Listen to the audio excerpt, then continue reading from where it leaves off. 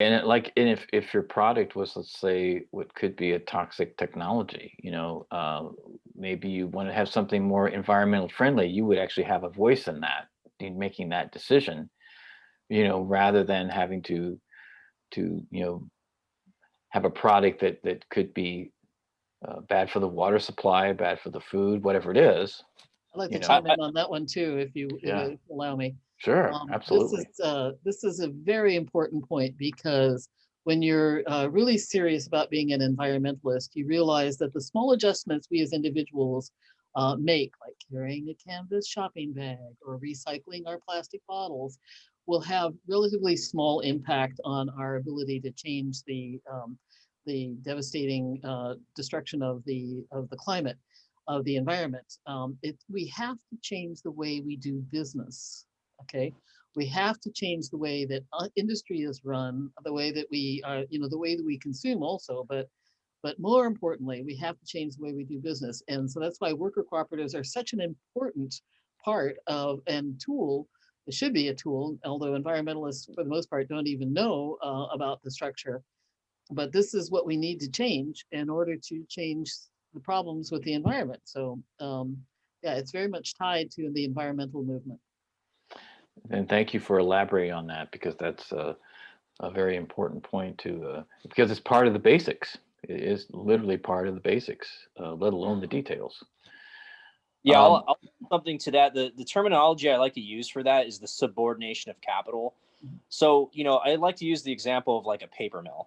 A paper mill is famous for, creating toxic waste, and pretty much they were famous, in the 70s and beforehand, of dumping a lot of that toxic waste, in the rivers and supplies before the EPA was, created. And I mean, think of the dynamic. Now, if you are a class of ownership and you may or may not live in the area, and if you do live in the area, you have enough money to leave the area, not a problem, and still run your factory.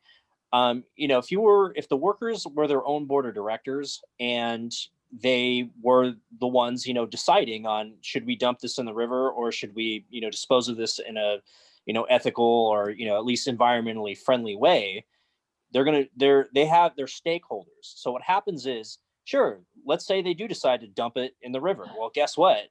Their neighbor is drinking, their neighbors are drinking the same water that you dumped the water in, and it's affecting and you as well, drinking the same water you're destroying. So it's like, it's a system of, sure, go make the wrong decision collectively, but you also have to live with your decisions. Where the problem is with the current structure is they necessarily don't, because if you look at how a lot of businesses are structured, especially like corporate capitalism, the owners could live all over the world. They can live in Kansas, they can live in China, they can live in Russia, or somewhere in Africa, or wherever. And do you think they really are going to live with the consequences of, a decision of that matter? Probably not. And the only thing they would only have to worry about maybe a lawsuit if it whenever were to come.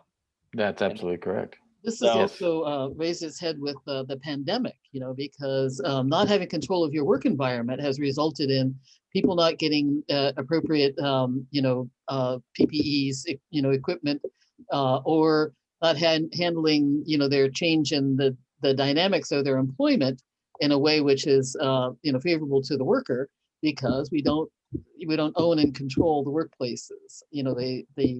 Some investor is what's being answered to rather than the worker. So again, is the health crisis, and yet worker cooperatives are one of the really important solutions to the problems that have been highlighted by the fact that we do not own our own economy.